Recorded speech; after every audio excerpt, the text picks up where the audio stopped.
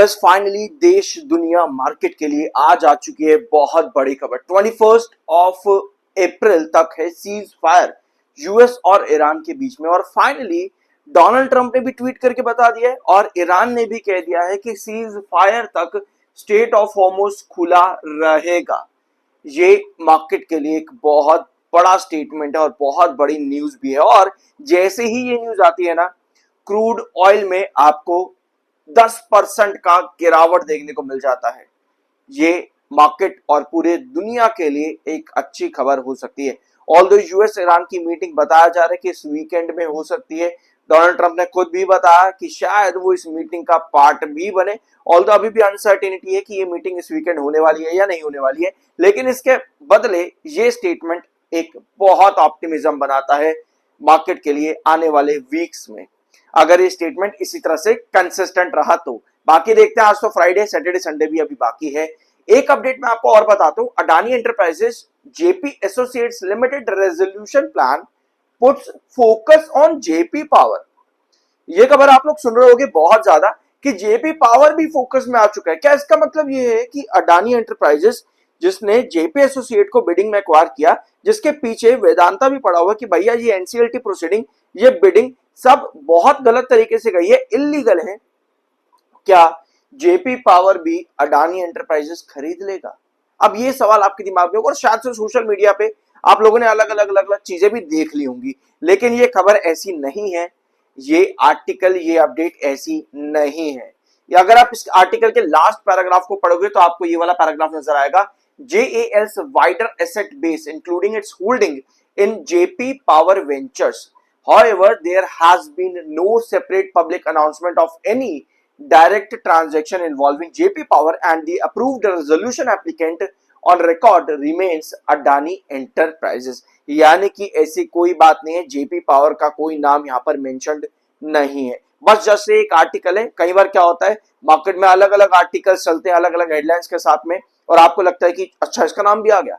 Although मैं आपको एक चीज और बताऊं, मैंने आप लोगों के साथ लेंडर्स की अपडेट डिस्कस करी थी जो कि नवंबर 2025 में आई थी। जेपी पावर से रिलेटेड ये अपडेट है, जरूर देखना मेरा पिछला वीडियो जेपी पावर का। मैंने बहुत डिटेल में आप लोगों को बताया है कि ये लेंडर्स असल में क्या है, कंपनी के डीआईएस की होल्डिंग कैसे है, 2019 में क्या हुआ था। क्योंकि अगर आप किसी भी कंपनी का पास्ट नहीं जानते तो उसका फ्यूचर भी नहीं डिसाइड कर सकते, मतलब सोच नहीं सकते कि फ्यूचर में क्या पॉसिबिलिटी है। हम यही सोच करके कंपनी में इन्वेस्ट करते हैं, यही एनालाइज करके कंपनी में इन्वेस्ट करते हैं कि उसका पास्ट किस तरह से रहा है, प्रेजेंट क्या है और फ्यूचर में वो कंपनी क्या दे सकती है। एक बार इस वाले आर्टिकल को रीड करना, ये है 3 जून 2024 की अपडेट। ये मैं आपको इसलिए बता रहा हूं क्योंकि आपके पास ये वाली खबर मार्केट में कल के दिन बहुत ज्यादा एक्टिव थी, तो इसलिए ये 3 जून 2024 का क्लेरिफिकेशन जो कंपनी जेपी पावर ने खुद दिया था बहुत ज्यादा इंपॉर्टेंट हो जाता है। 3 जून 2024 एनसीएलटी ने अपडेट दी कि JP associate corporate insolvency resolution process के अंडर चले जा रही है। अब 3 जून 2024 को जेपी पावर ने क्लेरिफिकेशन दिया कि जेपी पावर एक सेपरेट लीगल एंटिटी है and there is no impact on its operational performance और फाइनेंशियल वेल बीइंग। ये मैं आपको इसलिए वापस से बता रहा हूं ताकि आप गुमराह ना हो कि भैया जेपी पावर भी अब उसका हिस्सा बन जाएगा, अडानी जेपी पावर को एक्वायर कर लेगा। ऐसा कुछ भी अभी के लिए फिलहाल नहीं है, अभी के लिए जिस समय मैं ये वीडियो अपलोड कर रहा हूं। और ये वाला अपडेट मैंने आपको कई बार बताया और इसी वजह से कई सारे र्यूमर्स, देखो मैं आपको ये अपडेट बार बार इसलिए मैंने आपको कई बार बताई है क्योंकि जब जेपी एसोसिएट का एनसीएलटी प्रोसीडिंग चल रहा था ना, तो काफी सारे मेरे ही वीडियोस के अंदर कमेंट्स आते थे कि जेपी एसोसिएट भी अडानी ले लेगा, जेपी पावर भी अडानी के पास चला जाएगा, क्योंकि जेपी एसोसिएट की हिस्सेदारी है प्रमोटर होल्डिंग जेपी पावर में, तो इसलिए जेपी पावर भी अडानी का हो जाएगा।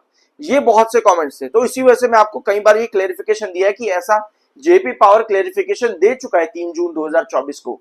आई होप कि इस पॉइंट को आप समझ रहे होगे। और ठीक है, बढ़ते आगे। एमएफआई 73.1 का है, बेयरिश है थोड़ा सा, 71.3 का आपका आरएसआई। दोनों टेक्निकल्स थोड़े से बेयरिश यहां पर आज के दिन देखने को मिल रहे हैं। सब्सक्राइब कर दिया करो प्लीज, अगर इस वीडियो पे 1000 व्यूज आते हैं तो एटलीस्ट 20-25 व्यूअर्स को सब्सक्राइब जरूर कर देना। यह है जेपी पावर वेंचर्स लिमिटेड का चार्ट पैटर्न, और आज के दिन ना सेलिंग बहुत ज्यादा आई है।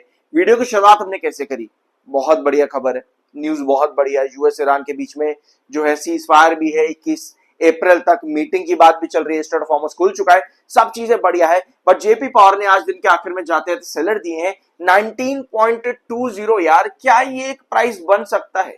अगर हम इसके नीचे देखते हैं तो 18 पॉइंट कितना आता है, 17.60 के आसपास का ये वाला प्राइस आपका चल रहा था।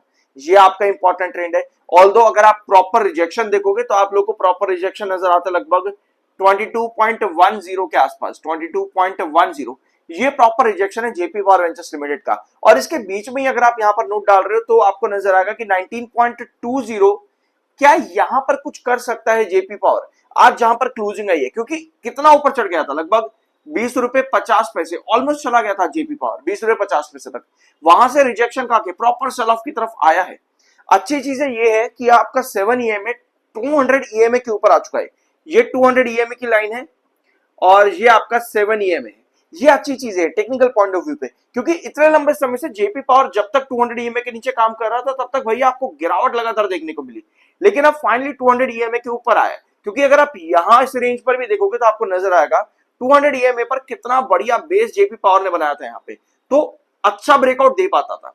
अब फिर से 200 ईएमए के ऊपर आया है और अगर आप यहां देखोगे कंसोलिडेशन मिला है, तो यही अभी ऑप्टिमिज्म है कि 200 ईएमए के ऊपर फाइनली आ चुका है, 7 ईएमए के ऊपर भी ट्रेड कर रहा है, तो अच्छा खासा मोमेंटम यहां पर बना करके रखे 19.20 के ऊपर। अदरवाइज 17.50 का आपका क्रूशियल बेस है और 22.10 का आपका रिजेक्शन है।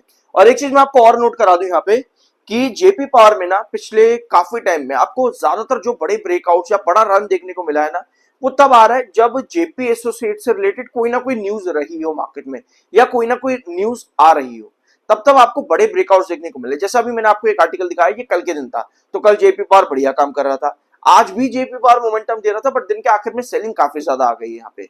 सो देखते हैं आगे इस अपडेट्स के अंदर जेपी पावर का नाम किस तरह से और जोड़ा जाता है, क्योंकि भाई कई बार रूमर्स भी बहुत बढ़िया काम कर जाते हैं मार्केट के अंदर, और यही चीज जेपी पावर में भी बार बार देखने को मिली है। Apart from this power demand और वगैरह वगैरह चीजें भी आपका इस पूरे कंपनी को भी फायदा पहुंचा रही है, तो ये भी आपकी खबर बहुत बढ़िया हो जाती है। जेफरीज की रिपोर्ट में ऑलरेडी आप लोगों के साथ डिस्कस कर चुका हूं, जो कि बताते हैं कि इस साल समर में इन कंपनीज, पावर सेक्टर कंपनीज के रिवेन्यूज को अच्छा पुश मिल सकता है। क्यों? मॉनसून डेफिसिट की वजह से। तो वो वाली रिपोर्ट भी जरूर जाकर के देखना है जेफरीज की, वो क्या कहती है वहां पे। आई होप इतना काफी आज के इस वीडियो में। होप यहाँ पर आपको कुछ नया जानने को मिला होगा। सब्सक्राइब जरूर करना, मिलता अगले वीडियो में। तो गाइस फाइनली देश दुनिया मार्केट के लिए आज आ चुकी है बहुत बड़ी खबर। 21 अप्रैल तक है सीज फायर यूएस और ईरान के बीच में, और फाइनली डोनाल्ड ट्रंप ने भी ट्वीट करके बता दिया है और ईरान ने भी कह दिया है कि सीज फायर तक स्टेट ऑफ हॉर्मुज खुला रहेगा।